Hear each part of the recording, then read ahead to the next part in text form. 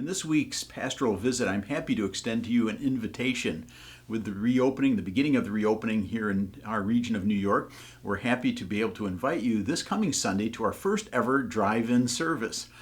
Drive-in service simply means that you can view the live stream from your car on your cell phone, but in the presence of others because of the nature of being in the parking lot together.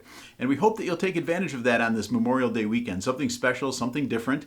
We have a couple of basic guidelines for that, one of which is be sure to leave a space between each car when you come and park. Second, you need to stay in your car. You can't get out.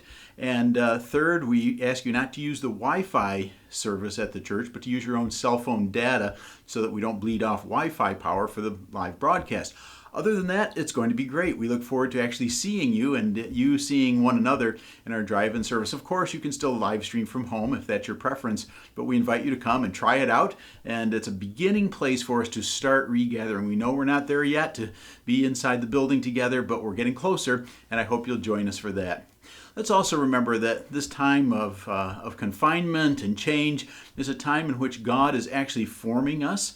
We could push against that, or we can welcome that forming work of God in our lives. I want to draw your attention again to Galatians chapter 5, where we read about the fruit of the Spirit. But the fruit of the Spirit is love, joy, peace, patience, kindness, goodness, faithfulness, gentleness, and self-control.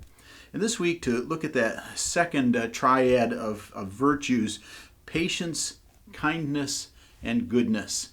God is developing within us all the time these virtues. The idea of being patient with one another, being kind toward neighbors and friends, of developing goodness or wholesomeness in our lives.